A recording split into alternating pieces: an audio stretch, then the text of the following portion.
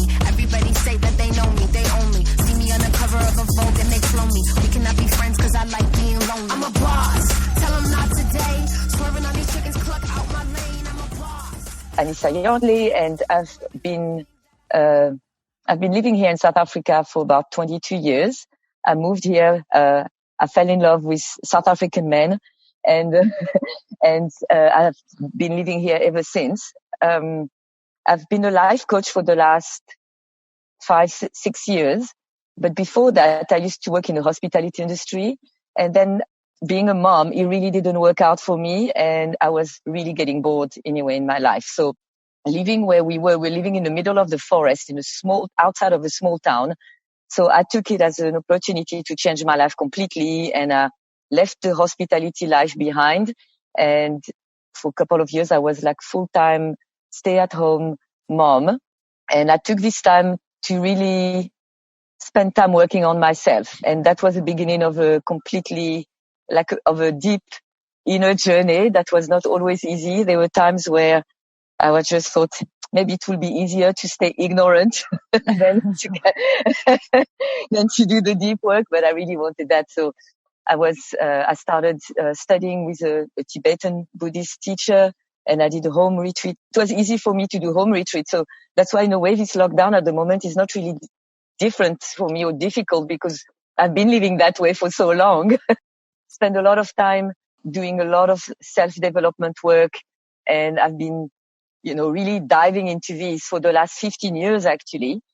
But even though I've been really doing a lot of work on myself, after 20 years of being married, and when my relationship it was obvious that we had reached our expiry date, and I thought I was equipped for the breakup. I thought that with all my good intention, everything was going to work out just fine, and we will be able to co-parent our children in like two adults, and it didn't work out that way. It's something. A lot of times it does not. Yes, in a way, I was expecting him to show up the way he did, but I was very surprised at my own reaction at times, and I was surprised also of the emotion that I was experiencing, that I was going through. I thought I had dealt with it while we were still together. I thought I had done the work. So in a nutshell, I think I was a little bit arrogant about how I was going to handle this in a way. Yeah. Well, and I think that's a common thing. I think obviously a marriage is very emotionally driven. It's supposed to be. And then if there is a time that you figure out that it's not working for whatever reason, at the very beginning of it, you're just ready to make it stop hurting. You're ready for it not to feel broken anymore, but you haven't even had time to prepare yourself for the fact that it did break, for the fact that everything has changed, for the fact that, obviously you loved that person or you would have never married them to begin with. So you go through a process of mourning and grieving, and then you're left with all these broken pieces that you have to figure out, okay, what does my life look like? What does my mothering look like? Because it changes the dynamic of, I was divorced, I'm remarried, but I was divorced. So, I've been through all of this myself. So, I get that. It's, at the very beginning, you feel free just because, the turmoil is not there anymore. The arguing, whatever it may be, it's stopped for the moment. Exactly. But then all the other emotions come out. Yes, but you describe it so well. It's exactly that. At first I felt so free, and it was quite exhilarating to actually feel that. I felt like I had such a weight that lifted off my shoulder, and I was like, oh gosh, I can breathe, I can be me, it was like, ooh, finally, I don't have to walk on eggshells, and it was amazing. And it lasted for like a few months, like not really a few months, but like, yeah, I'd say for a little while like that. But in a sense, although I was also feeling this like really strong emotion, like anger, and I was like, well, but I thought I was done with this issue. I thought, I had made peace with that, but I was still going in circles on a few things, in my mind. So I was going, from the exhilarating, the bliss of freedom to the destructive anger and resentment, and the thoughts that were going in circle. So I was stuck in the past. So I was, feeling the energy of the freedom for now and then still stuck in the past. So it was very difficult to actually move forward because I kept looking back, at what he did wrong and how I did wrong and what I could have said or could have done. And if I had said that or done that, maybe things would have been different. And if only he had, so it was like all of that. It was like a complete torture actually for the mind. I don't know if you felt this way too, but you mentioned that you thought about all the things you did wrong. I can remember at the very beginning when we first started going through our divorce, all I could focus on was what he did wrong. I did not see that I actually did anything wrong at the very beginning. I didn't. I honestly did not. It wasn't until, I did go through that grieving process and I started sorting it all out. I realized I had a large part to play in it. I did. I was only looking at the very evident things that he did wrong. But, stepping outside of it and looking at it full picture, there are so many things that I did wrong too. And I think a lot of us feel like that, once we do deal with the grieving of it, to deal with the emotions of it. And I think that if it's handled correctly, we can use that to rebuild ourselves in a way that we've never been before, use that to teach ourselves more about ourselves on how we react to things and how, we allow people to treat us. That was one of the big aha moments for me is, I had an issue with boundaries. I would not put my boundaries in place, but then I would resent the person because they crossed a boundary that was an invisible boundary they didn't even know was there. So how do you get mad at somebody for that? Myself. That was it. That was exactly that. So when I was mad at myself, I was mad about that. When I was looking at what I've done wrong, it's exactly what you described. You really spot on here. It was, I was angry because it's like, how did you let this happen? You allowed this, so that anger then became really that self-sabotage that was turned towards me also. So it was one moment I was angry at him and the next it was like, how could I have done this? Allowed him to take my power away, or how could I have allowed myself to take my power away? I know that you've used that to create this business niche for yourself. Can you explain to the listeners what you do now? Yes. So now I completely shifted my coaching practice into really helping anybody that's going through a breakup or a divorce, and really transform it, like you said, into a gift, because otherwise we're going to keep repeating the same. Either we're going to repeat the same thing in a new relationship, or we're not going to be able to just move past the hurt, past the pain. But there's such a gift in the divorce, actually. And my mission is really to help people to see that this relationship and the end of it is actually such a gift for us to evolve as human beings. And it's because I went through it myself. I think otherwise before I wouldn't probably have gone through, took that road. And even after my breakup, I didn't really want to talk about it. I wasn't really prepared I could share it with some of my clients when we were talking about relationship, but to put it out there and really be completely public about it and talk about it so openly was not something I really wanted to do. And it's because a friend of mine invited me to do a talk. And it was about resilience. And she kept on asking questions about this. And I was so uncomfortable about it. And I realized, this is probably what I need to do, because it wouldn't make me uncomfortable if I had dealt with everything and if I was okay with all of that. And it got to a point, I couldn't concentrate at all. I was completely, so depressed about everything. I couldn't even look for client or even, so my coaching practice took a really big dive, and I had to even leave my house. I really lost pretty much everything in this. And I went to visit my family in France, and I stayed at my mom for a little while, and now I was faced with my own stories and all the ways that I was making myself still a victim of this. And I really didn't like it. I didn't like the way I was showing up.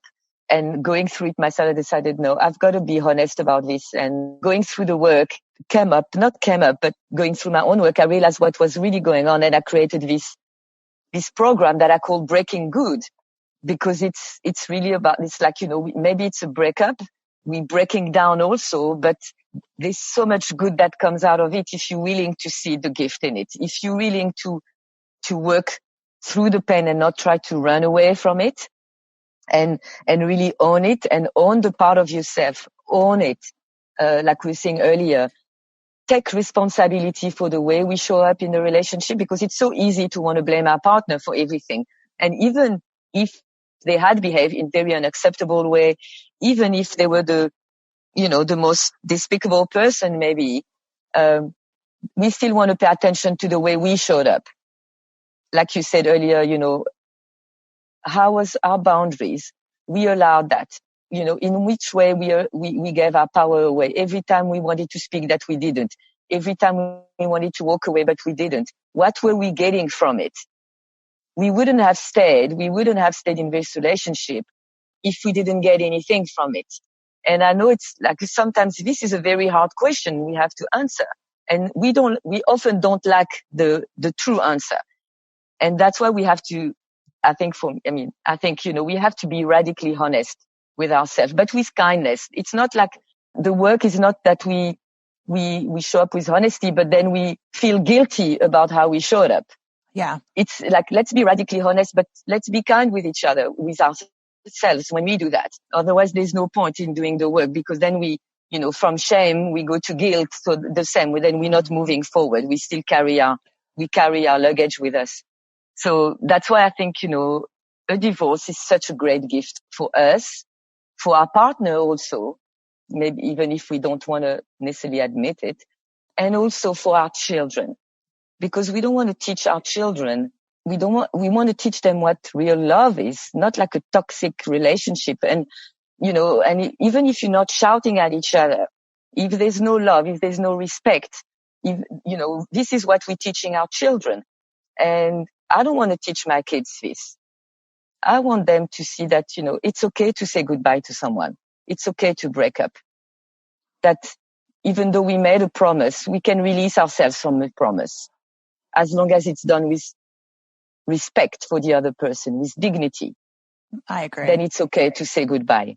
And I think, especially as women, when we go through a divorce, there is such a feeling of failure, especially if there's children involved, because we feel, and I can't speak from a man's standpoint. I've only ever been a woman, but I know how I felt. And I've talked to other people that have felt the same way, that we feel the burden, we feel the brunt of it, because, society looks at the family unit as being our responsibility to hold it all together, to, show up to our partner the way that we're, supposed to show up to our children, to show up to the home, to still be able to hold down a job. All these, requirements are put up on the back of women, that whenever something doesn't work out for whatever that the reason may be, we feel such a sense of shame and failure that, like you spoke earlier, you didn't want to talk about it. And I was the same way for a long time. It was shameful. It was shameful that I allowed my marriage to get to the point that we got divorced. It was shameful. And in some senses, like I said, as I started to do my own self-work, I realized in a lot of ways, there was a lot of it that was my fault. And it wasn't until many, many years later that I started to realize that. I think it's such a process. I don't think you can even really put a timeline on it. It just depends on how much deep work you have to do within yourself. And as I started reaching back, a lot of this went back to even, my childhood and different things that went on whenever I was a child, and how I would respond to it, or in my case, not respond to it. I would shove it down and not deal with it because it was easier to shove it away. And it wasn't until I had to deal with those things that I really started to learn a lot about myself, and a lot about the fact that a lot of the things that have gone wrong in my life, that have gone wrong in my relationships, at the very core of it, a lot of it was my fault, because I did not put my boundaries out there. And I actually have very firm boundaries that I would allow people to trample all over until I just couldn't anymore. Because that's the thing with boundaries. You can put up with it for a while, and maybe it just comes out a little here and there. But after a while, it gets harder to put up with it, and harder to put up with it, and harder to put up with it. It's so much more healthy to go ahead and figure out what are my boundaries. And this could even be said in business relationships. This doesn't have to be, romantic partners. It can also be a business relationship, because I've made those mistakes as well. Every relationship. It's actually every relationship. Yes, yes. And I think it's so important. Yes, absolutely. So when you work with women, do you have specific processes to figure out who's a good fit? I know a lot of coaches, myself included, I keep a very, very low count of people that I work with, because I didn't set out to be a coach. It's really funny. It kind of ends up being something that you end up finding out that, I've actually been a coach this whole time. But I keep a very few amount of people that I coach. And so whenever somebody reaches out to me, I almost interview them almost like it's a job they're taking and not a job I'm taking, because it doesn't make sense for me to work with somebody that I know that I'm not going to be able to get down to the core enough with. You know what I mean? So I don't know. Do you have a process whenever you're talking to people? Yes. So first of all, there are a few ways that people can already get to know me before we even speak. So they can just look on my website. I explain a lot of how we work together, but the kind of process we work together. And also I've got a free ebook that people can download, so they've got an idea of what that coaching program is all about. I really broke it down. I keep using the word breaking. I really made it simple. I like to make things very simple. So there are 3 ways people can get to know me. It's through my social media platform on Facebook and Instagram, Anissa Yardley. So it's very easy. It's just my name. My website is also anissayardley.com, and there they can download a free ebook that's called Breaking Good, and how to transform the pain of your breakup into your supreme gift. And it shows you, I explain there, how we work together, not just how we work together. So even if they just don't want to work with me, already we're just downloading the book. Mm-hmm. I think they will get already quite a bit of insight, and they can, from there, if they chose to say I want to go deeper into that, then they can definitely contact me, and then we talk a bit more. But the ideal clients, the people that I really love to work with, are people who are already hungry for growth, people who are willing to take responsibility for their life, people who want to move forward, people who are tired, who don't want to play the victim role, because they know they just when they're in that space, they know that they hiding. And we've all played it, I did it, and I know what it's like to be in that space. And it's, but so if they can recognize that they might be playing it, but they're tired of it. They want to move forward in their life. People who understand that they have much more power than what they maybe look like on the outside, or what they even sometimes believe. They know it. There's something inside of them. They know that there's that fire in their soul that's just ready to spark again. It might have be dimmed a little bit, because of what went down in their life, but they know that they are so much better than anything that happened to them in their life. I agree wholeheartedly. What happened to them, their past, doesn't define who they are. And they're ready to take ownership of their greatness. They're ready to step into their greatness. They're ready to embrace their uniqueness. Because the process that I go through with them is very easy. It's 3 steps. The first step is reclaim your personal power. And that's basically foundation. I'm hearing a lot of advice sometimes, and from our friends, our family, or sometimes, some advice online, some groups that I belong in, some of the Facebook group. And when there's a woman that says I'm really struggling, I just going through a breakup. And when I read the advice, and I know they come from a good intention, from a good heart, the person who's sending this advice, they really believe they're helping that person. But often this is actually doing exactly the opposite. It's disempowering people. And when you say to somebody, just let it go. I mean, my hair go up my neck, because we know we want to let go. We know that's the answer. But, it's not that easy. It's not. And there are ways. And if it was that easy, everybody will do it and we'll just move on happily, But sometimes it's not.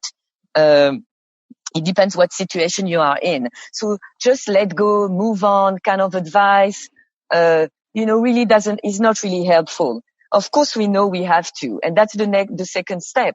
But before you let go, you need to reclaim your personal power, and that's the ability to stay with you, like embrace the pain also. We can't just run away from our pain, run away from our suffering. It's not helping at all.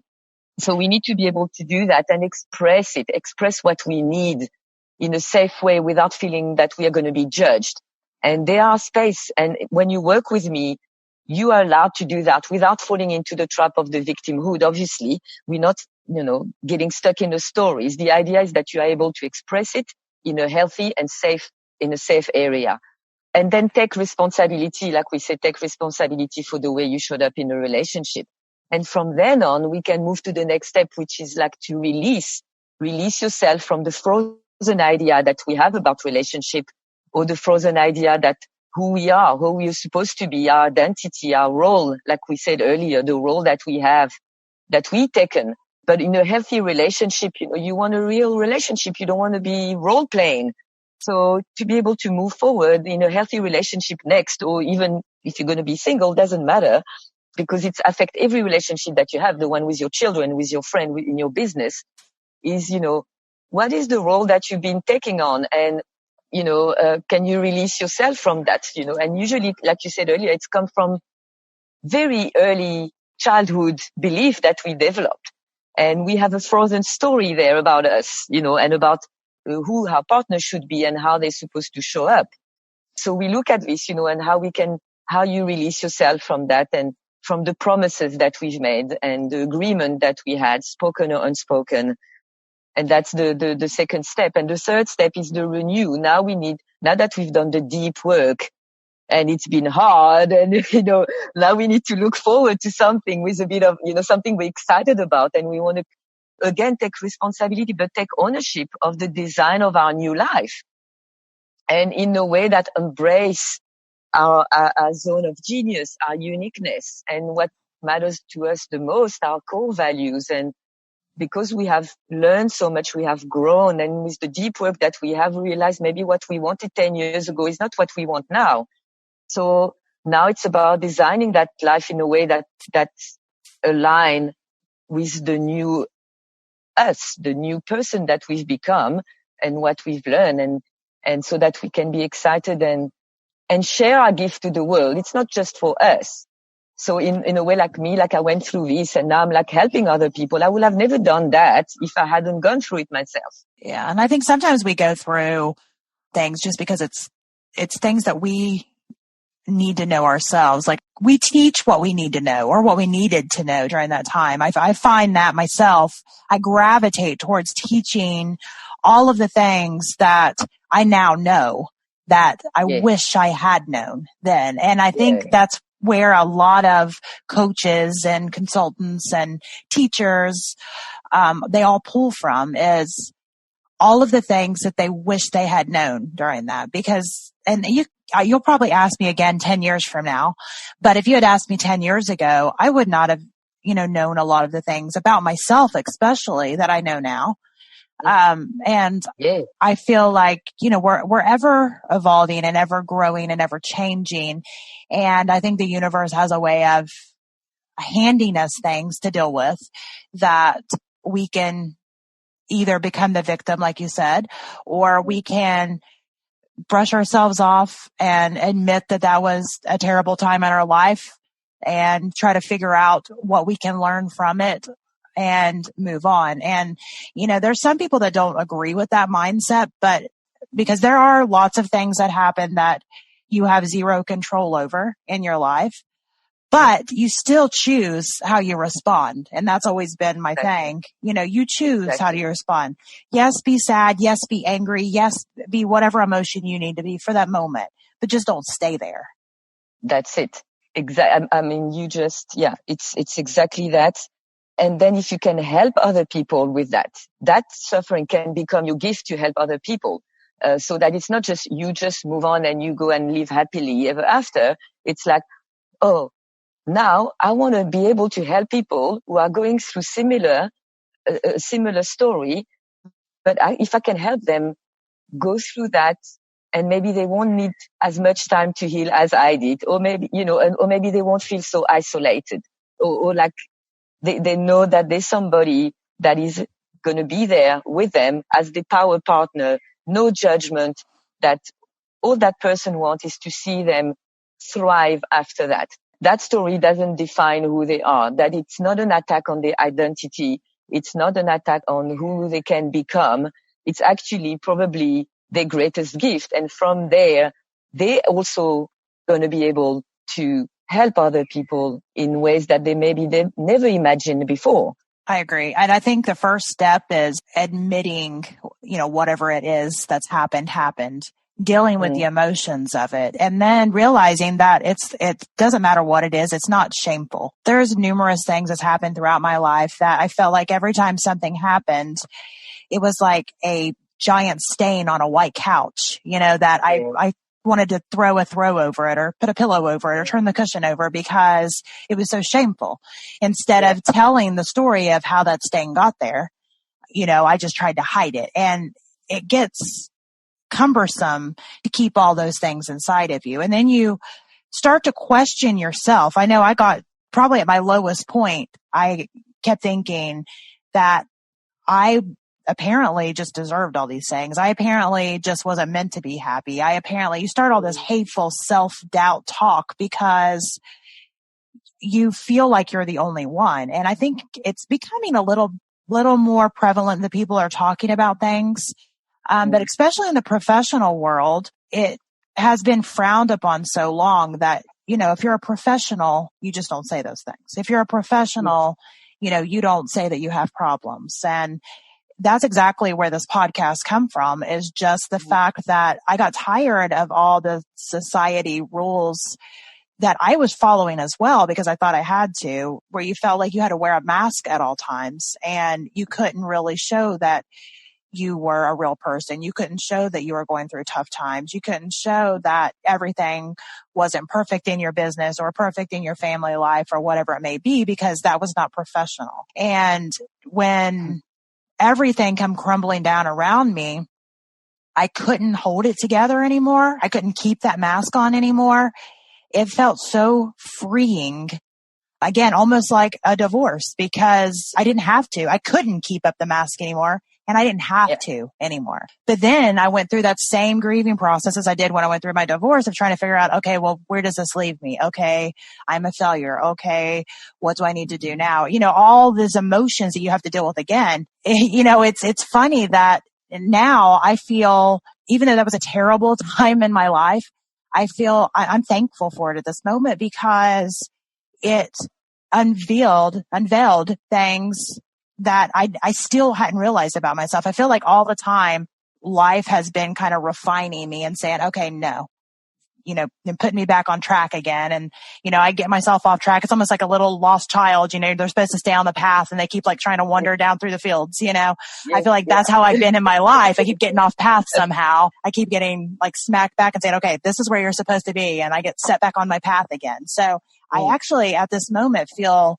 myself that everything is far more clear than I ever have felt before. And I think it's because I have been stripped away of all the need to pretend I got everything together, the need to say my life is perfect, the need to whatever. I've decided that, I can say my life is great. I have 7 kids and one of them is autistic. My life is crazy. My life is busy. It's a blessing, but there's sometimes I want to run away screaming. It's not perfect. It's sure not. And I think it's digging into those emotions and it's okay for me to feel like that for that moment. Now, I would be a terrible mom if I always felt like that, but I'm not a terrible mom for feeling like that at this moment. I'm just overwhelmed at this moment. You're a human being and you're living in your authenticity, and you like what you describe as like, I don't need anybody to validate what I'm feeling. I'm feeling the way I'm feeling and I'm completely okay with it. In that moment, that's how I feel and I accept it. Exactly. And I have a very sarcastic personality anyway, and I tend to put humor within everything, even serious situations. And that's my coping mechanism with some things. And, when I'm stressed, I try to make a joke out of it. And that's my way of not panicking in a situation, my way of not getting overwhelmed is to try to lighten the situation. I think we all have our little coping mechanisms. Exactly. And as long as you know it, and that's the whole thing, that you have a coping mechanism and that it's not about running away, that it's you actually dealing with what's going on. You're not running away from it. I like what you said earlier, like you've been stripped of like pretending that everything was perfect when you're like in the more like corporate world. When I used to be in the hospitality industry and I worked there for 15 years, just before we were starting our shift and we were like in the changing room and, we always have like you have the uniform, and before I was starting my shift, there was always somebody's like, let the show begin. And it was exactly that, because for like the next 12 or 15 hours, we knew, we had to put a mask on regardless of what was going on in our lives. We had to put the show on. And, there was a point where also like you, I was like, it was so liberating when I actually walked away from all of it with absolutely no regret. I didn't know what I was going to do next. I had no clue what I was going to do, but all I knew was like, I can't live this life. Yeah. And it took me a while to figure it out, and I did lots of other things. I mean, at one point I was teaching swimming, because I used to be a swimmer. So I was teaching children to swim. I was making incense with a friend. I mean, I did a lot of things. And it was like what you said, it was like finding my way around, and because I used to be involved a lot in training when I was in the hospitality industry and I worked with a lot of coaches, then I would decide, hey, I was naturally good at this. I didn't know. Another coach pointed out to me.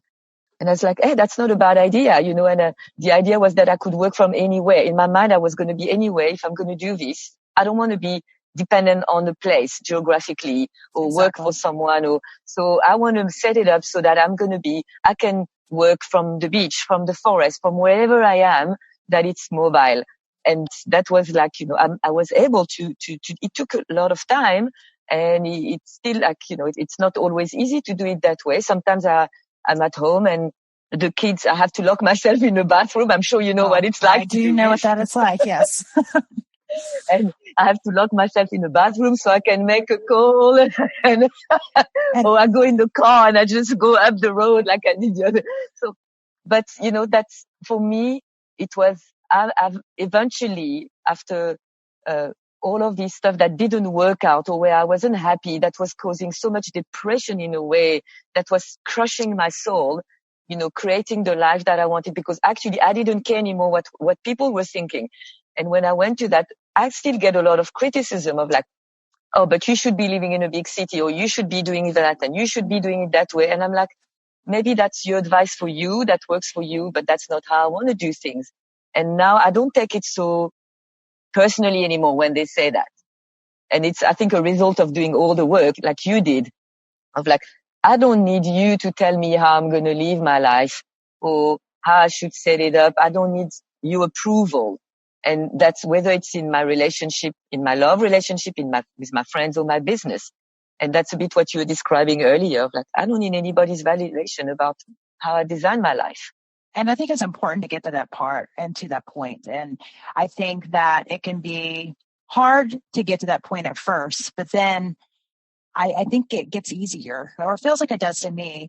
I know one of my big things that I have been making sure of is making sure that all of my decisions are purposeful. And there's a saying that I have that I say that all of our actions that we choose to do need to align with two things. It needs to align with our values, and it needs to align with our priorities. And values and priorities seem like they're the same things, but when you break them down, they're not necessarily. So our values can be anything that we value. A lot of times our family's included. And then our priorities is going to kind of put those values into an order of sorts. And then we choose what actions that we're going to do. And what ends up messing us up as people, and I know it's messed me up pretty much every time that I've been messed up, it's been because of this, is I'll come up with a great idea. Oh, that's a great idea. And it's not that it's not a great idea, but I don't sit and think, okay, does this fit into my values and does this fit into my priorities? Because it doesn't matter if it's the best idea in the world. If we don't figure out how to align them with our values and align them with our priorities, it's going to fail every single time. Now, it might not at first, but it's going to slowly start to deteriorate everything around us, and we're going to be trying to hold up the pieces. It just doesn't work. The values is like the foundation. And then you're not going to enjoy it. You're not going to have much fun. Exactly. And I think that, understanding that, I think is very powerful, because I'm a very impulsive person, and I talk about this in my podcast on a regular basis, that I know this about myself now as I've gotten older and older and older. I realize this about myself, that I'm very impulsive. I'll come up with a great idea and I have to do it right then, because I don't know. I just want to do it right now. I have to do it now. I'm just super impulsive. Excited. I do. And I know this about myself. Yes. I know this about myself now. And that's powerful. Knowing that is powerful, because I put myself, I have boundaries on that with myself, that I'm like, okay, no, I'll write down this idea. I'll table it. I'll come back to it and look at it, because if not, I end up just jumping from thing to thing to thing to thing to thing.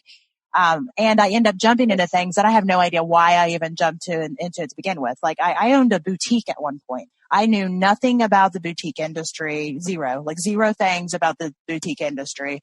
I just decided I was going to start a boutique because it looked fun and I liked cute clothes. And that was literally the basis of me deciding to start this business. And it was awful. And I hated every second of it. And I figured out that, yes, I love a cute outfit, but I don't necessarily know the trends. I don't necessarily like shopping, which you have to shop a lot when you own a boutique. It was just, there were so many things wrong with that idea. And I was thankful when somebody offered to buy it. I was like, yes, please, please buy it for me. Because I had impulsively jumped into this idea because it seemed fun. And it was probably getting, and it was probably like running it on a daily basis was probably getting you out of flow rather than keeping you in flow. Yes. Yes. Yeah. So, I mean, these are things that I know about myself, and I've cost myself a whole lot of heartache and money and stress from all my decisions. So now I make myself think, because those ideas still pop in my head. I was on a plane one day and I'm watching the flight attendant, and I'm like, oh, that looks like so much fun. So then I start Googling how to become a flight attendant. And I'm like, stop, Maria, stop. Because at that moment, I'm like, oh, she's traveling. She looks like she's having so much fun. And I'm Googling. I have to like smack myself in the hand like a child and say, no, stop. Because I don't want to be a flight. I mean, if I sit and think about, do I want to be a flight attendant? No. Just at that moment, it'll look fun. And I'm impulsive and I'm like, oh, let's try that. It's just, it's funny things that we start to figure out about ourselves. And we all have those little things. It might not be that we're impulsive. All of us are impulsive, but we all have those little things that we have to figure out about ourselves. And we have to make sure, almost make rules. Okay. Like with me, if I come up with an idea, I table it. If I still love that idea, a while later, then I might look at it a little closer.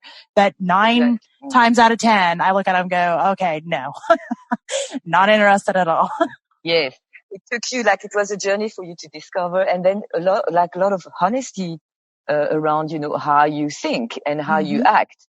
And for me also, I mean, I had quite a similar process of like, I was doing things that were, I was getting excited about but then quickly I realized I'm not going to, the idea of doing it on a daily basis was becoming, I knew was not going to be an option. And it's actually funny you say that, because I actually help my client. That's what I used to do before I shifted completely to breakup coaching, was that to help my client actually identify their zone of genius, how they get into flow. And I use it in the coaching, in the divorce, in the Breaking Good program, in the third step of renewing, where we identify, their zone of genius, which is unique to them, because like you say, the way you think naturally, somebody else will think naturally in a very different way.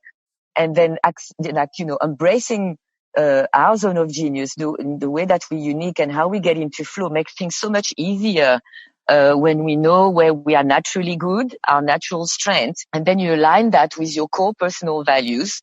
And in which order of the values, like you said, between your priorities and your values. So when you bring everything together, it's so much easier to stay on purpose, because now you've got clarity it's not just like having a goal. I don't even like the word goal, actually. I'm actually almost remove it from my vocabulary. It's overused with very little meaning most of the time. It's overused. And I think also it can be very detrimental to someone, because often sometimes you set goals, the traditional way of setting goals, and then 80% of the time people drop them very quickly. Mm-hmm. They don't follow through, or they don't feel good about it after a while, and they just want to keep at it just because they say I've set a goal, but often it's not the right goal for them. And that's why I don't like the word also. I think when we look at taking ownership of the design of our lives, I like, that let's first, before we design and set up, what you want to do next, is my whole point is can we slow down everything in a world where everything is going so fast, where being busy is very fashionable, where, looking busy looks like you're doing something, but doesn't necessarily mean you are very productive. Exactly. And being productive doesn't mean you have to run and work 12 hours a day. I do more in 2 hours a day than some people do in 10 hours, but because I am on purpose. And because also I understand and I know myself so well now, I know how I get into flow. I know where my genius is. And the things that I know are taking me a bit longer to do, it's either handing over to somebody else who's going to do it so well because they're naturally good at it, or I know I'm going to block a bit more time because I know it's going to take me longer and I might not enjoy it that much. Doesn't mean I can't do it. So it's all about also knowing ourselves. And I'm lost. You see, now I've lost track of my thoughts, actually. Well, you were saying that you wanted to make sure that you knew yourself and you know that all the choices that you're making are purposeful. And I think that's kind of the core of this, is getting to know yourself, deciding yes. what your purpose is. And I don't think it comes to us overnight all the time. I think when we think about that purpose is that, it comes to us in a dream or, something that's very elaborate and romantic like that. But it doesn't happen like that for most people.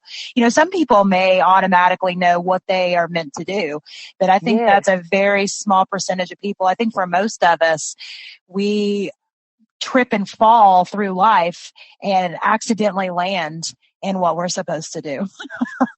I think that's much more common. Yes. I think also because, at school, you are told to think a certain way. Mm-hmm. If you have good marks, then you're a good student, so a lot of, I was bad at school. I was bad. I was an average student, Mm-hmm. But if you not sure about, where you should go in life, what you're naturally good at, just try to remember, what were you criticized for at school? So for me, it was she's a daydreamer. Yes, because I used to go in my fantasy world. Yeah. But because I'm really good at looking things from a bigger picture perspective. I like to I visualize things. And some people are really good at connecting with other people. So the kid who's always chatting in the classroom, the one who's always talking, and the teacher has to say, please be quiet, be quiet. That was me. Yeah, that was me.